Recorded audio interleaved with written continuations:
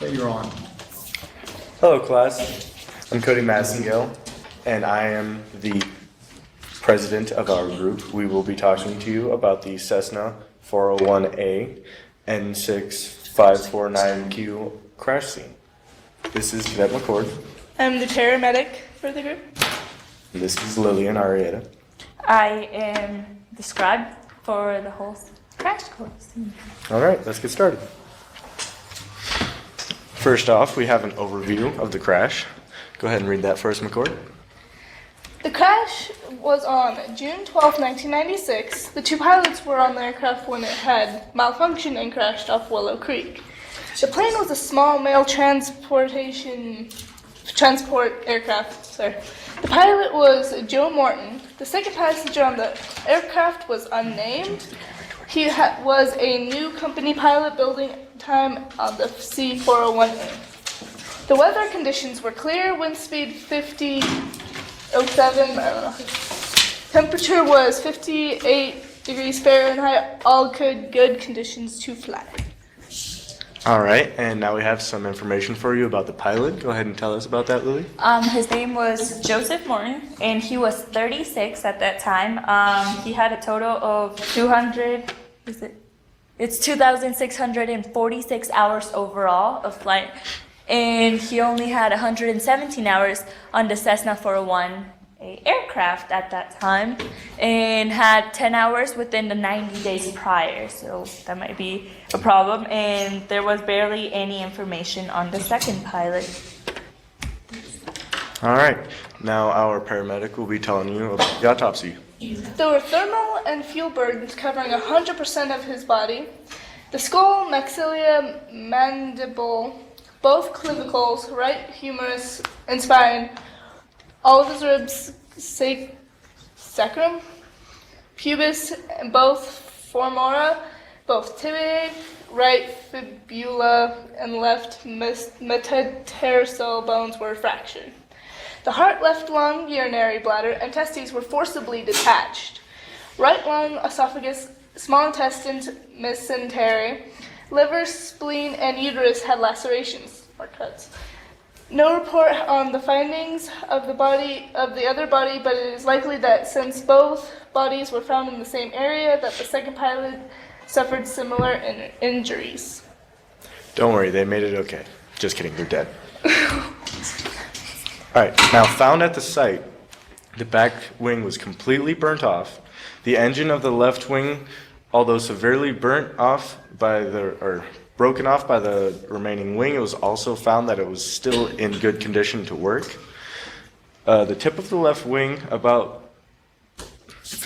was found about 50 meters away from the crash site, behind the crash site, indicating that it had been torn off prior to the crash. The back of the left tail wing had been covered with burn spots, indicating that it was on fire during the flight. And when the fuselage station was located, we found that the landing gear under the cockpit, indicating the angle of attack when the aircraft had crashed, was about that. I'm not sure what degree that's. The tip of the left wing that we found, or 50 or About 50 meters behind the crash. This is the tail. And our paramedic standing in front of it to give you a view as to how large it is. We found some relevant information. How about you tell us about that, McCord? The landing gear of the right wing was burnt. The front landing gear was underneath the cockpit. Left engine was able to be salvaged, and after being tested, it showed that it could still function.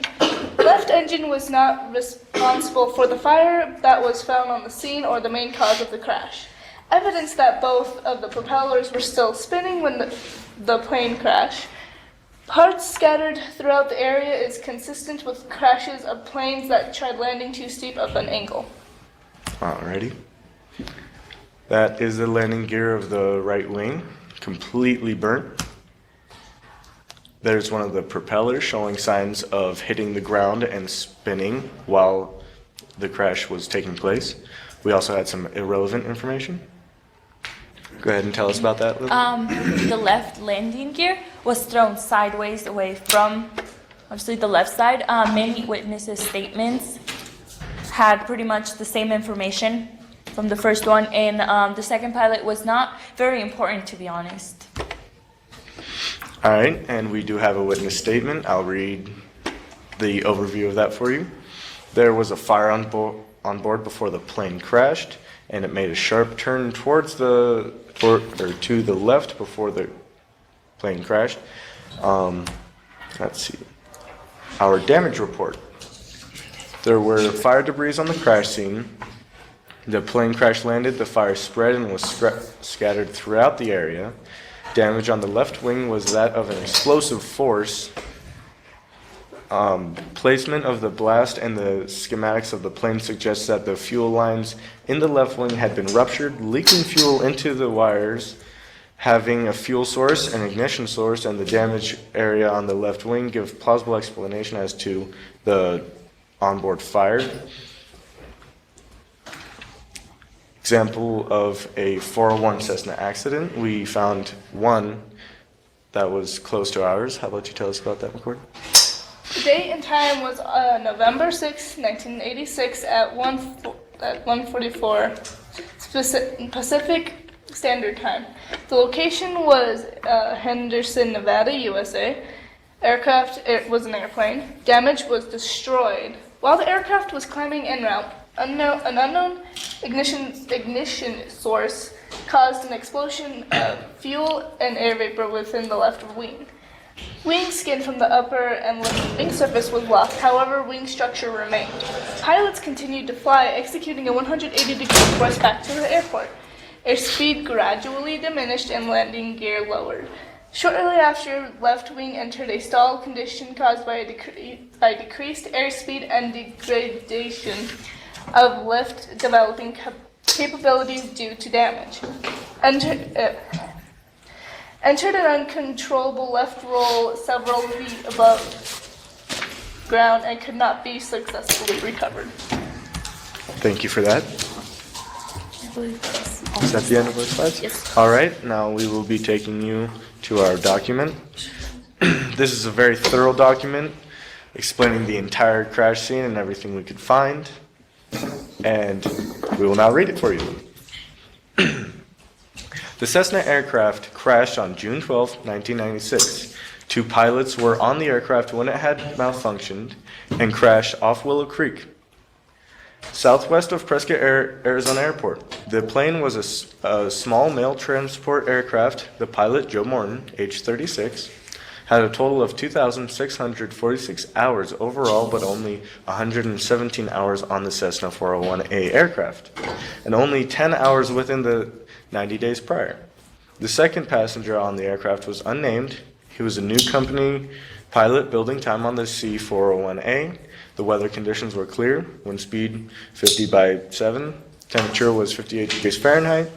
The weather on June 12th was a good condition to fly. Records show that all the mandatory modifications to the aircraft were made. The pilot had his BFR, biennial flight review, only a year prior. This is a necessary thing to have done every 2 years, so this was in regulations. It is only mandatory. All right, just said that. Go ahead and tell us about this, McCord. The pathological diagnosis on the body of Joseph Morton was as follows. Thermal and fuel burns covering 100% of his body. Many bones in his body were fractured, including skull, maxilla, mandible, both clavicles, right humerus, spine, all of his ribs, sacrum, pubis, both femora, both tibia, right fibula, left Guys, metatarsal. we've already been through this. You don't have to go Okay. through all that again. Most parts of his body were injured. Yes.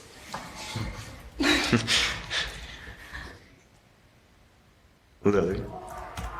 All right, so on the Cessna aircraft crash scene, the left wing was completely burnt off.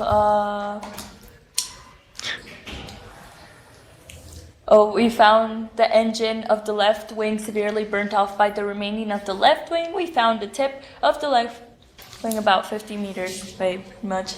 We've been through that. The back of the left wing had several burn spots around the inner side of the wing, connecting the wing to the cab of the aircraft, where the fuselage, right? That's how you say it, fuselage. Just keep going. Yeah, station was located. We found the landing gear under the cockpit. All right. The witness statements, although there were more than one, all described basically the same thing.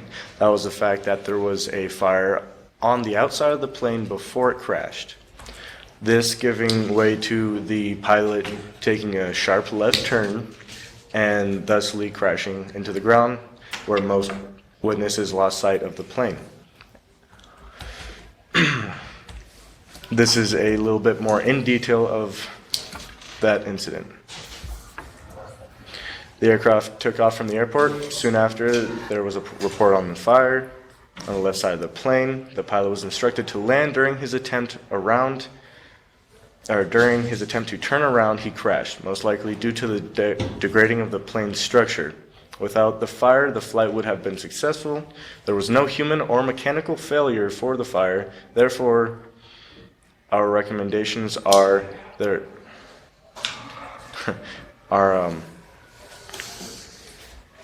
seems to have been something copied a couple times. All right.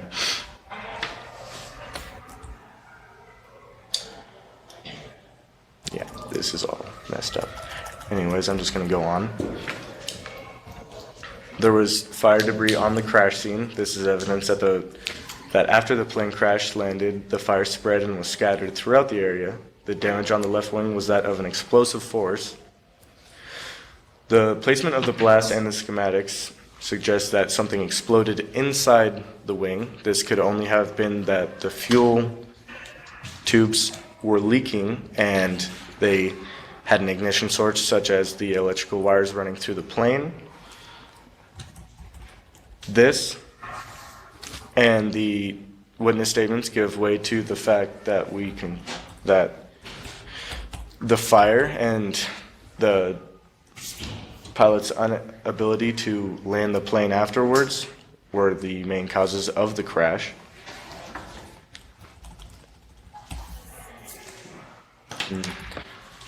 Since I cannot find them, I will just recite from memory. Our recommendations are that the mandatory checks and mechanical testing on the airplanes should be made more frequent so that this error does not occur again, because we were able to tell that the pilot had no part in this fire happening, neither did the neglect of finding anything wrong with the plane. This could only have been a coincidence that this happened, and therefore it needs to be checked more thoroughly. All right. That's all. We should have a small skit for you in 1 second.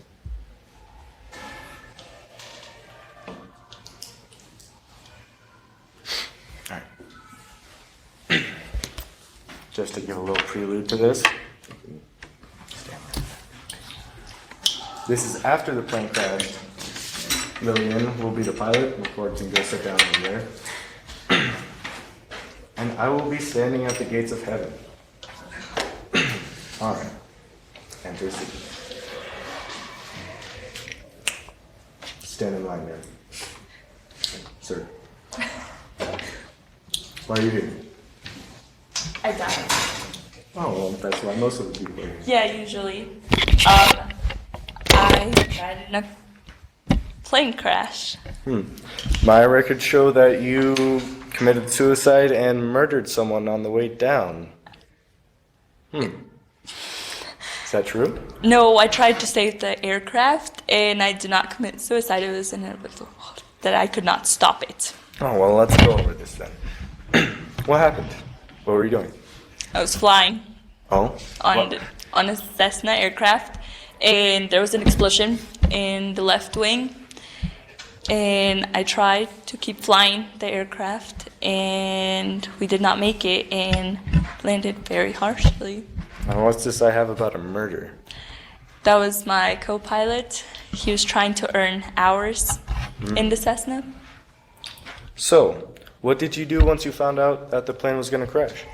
I tried to fly it all the way until I could land. Did you ever make it to your landing spot? No, I did not. I tried to turn around and land on the airport. Oh, and you never made it to the airport? No, there was an explosion. Oh. Well, it seems like you weren't at fault. What do you think was? I think it might have been not checking the Cessna and or any aircraft, demanding more checking yearly. Well, I think that seems pretty reasonable. You wouldn't be on these staircases here. All right. You're in. All right, thank you. All right, everybody give a round of applause.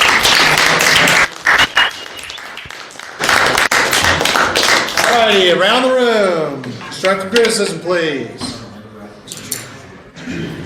You need to go right now? Yes. Around the room, let's go. H1. Hi, my name is Cadet Silva, and I'd like to say you guys did a good job on your presentation. It was very professional. The only thing I'd say is a little bit better sentence fluency next time. Thank you. Good job, So, that is the consideration for next time.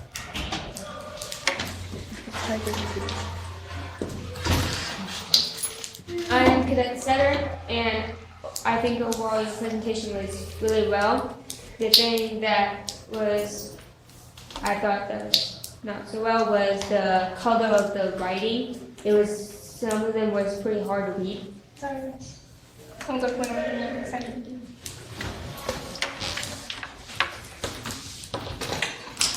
I'm Cadet Seeley, and I think your guys' presentation went really well. You guys were very fluent and organized. One thing I'd work on is probably the writing on the PowerPoint. Like Sir said, it was a little bit hard to read, but you guys did a very good job. Thank you. Put that into consideration for next time. I'm Phil Lagarski. I liked your skit showing it's like the pilot trying to explain their way into heaven, showing their side, and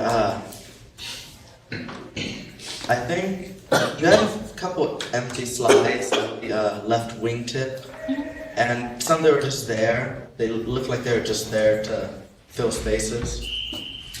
Maybe try and cut some of those out.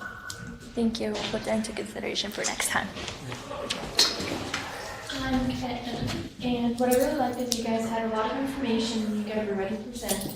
But what you could have worked on is speak more clear and understand some of the words you were trying to say, like with the autopsy report. Thank you. We'll put that into consideration for next time. All righty, anything else, guys, around the room?